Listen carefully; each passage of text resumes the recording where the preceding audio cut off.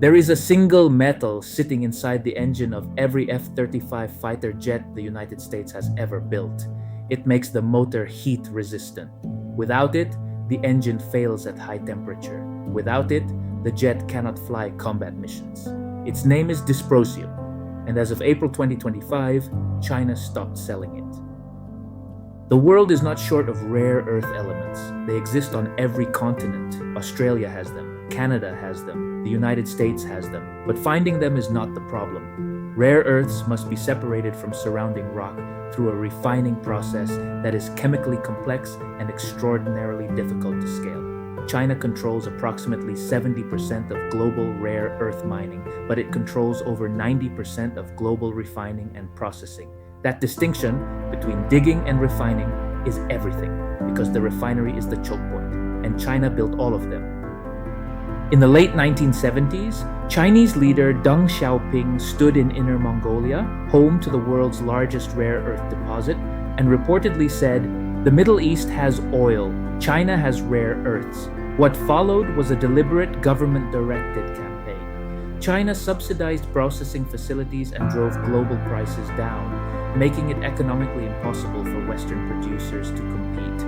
One by one, rare earth operations in the United States, Australia, and Europe shut down. The West had outsourced an entire strategic industry in exchange for cheap components. The world got its first warning in 2010. A Chinese fishing vessel collided with Japanese Coast Guard ships near disputed islands in the East China Sea. Japan arrested the captain. In the weeks that followed, rare earth export flows to Japan slowed dramatically. Japanese automakers, nearly 90% dependent on Chinese rare earths, found themselves on the verge of halting production lines. Global rare earth prices soared tenfold within a year.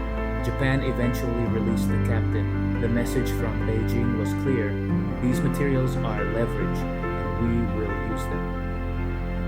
In April 2025, 2 weeks after the United States awarded Boeing the contract to develop the F-47, America's next-generation fighter jet, China moved. The Ministry of Commerce announced export licensing controls on 7 rare earth categories: samarium, gadolinium, terbium, dysprosium, lutetium, scandium, and yttrium. These are the specific elements required for high-performance permanent magnets, the kind inside fighter jet motors, electric vehicle drivetrains, and radar systems. The controls did not ban exports outright. They required case-by-case licensing approval. By mid-2025, analysts estimated that only around 25% of license applications were being approved.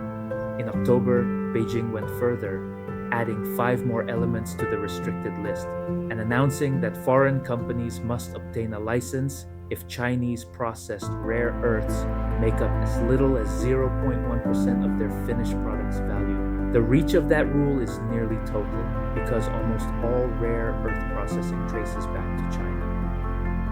A single F-35 fighter jet contains approximately 920 pounds of rare earth materials. A Virginia-class submarine, over 9,000 pounds. An Arleigh Burke destroyer, more than 5,000 pounds. According to one analysis, over 80,000 individual parts across U.S. defense systems now depend on minerals subject to Chinese export controls. In 2022, F-35 deliveries were frozen after a Chinese-origin alloy magnet was found inside an engine component. The Pentagon granted a waiver, explicitly acknowledging that no domestic alternative existed. The world's most expensive weapons program, dependent on a Chinese part, with no ready substitute. Electric vehicles require 6 times more mineral content than conventional combustion engine cars. 90% of EVs sold globally use rare earth permanent magnet motors. Every offshore wind turbine runs on neodymium and dysprosium. Global demand for the rare earth bearing used in EV motors is projected to grow 7% per year through 2030. Bloomberg Intelligence forecasts a 36% global supply shortfall by 2030, even without any further Chinese restrictions.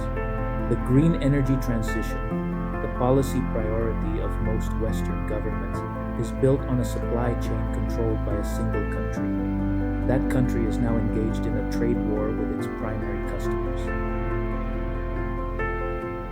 Building domestic rare earth processing requires decades of specialized chemistry expertise that China has accumulated, and competitors are only beginning to develop. Even optimistic projections show a significant supply shortfall through the end of this decade. $10 billion in public funding is expected globally in 2026 alone. The money is arriving. The infrastructure is not ready to absorb it. Rare earths are not the only choke point. China controls over 90% of global gallium and germanium, essential for semiconductors, roughly 80% of natural graphite, the primary battery anode material. For 19 out of 20 strategic minerals tracked by the International Energy Agency, China is the leading refiner.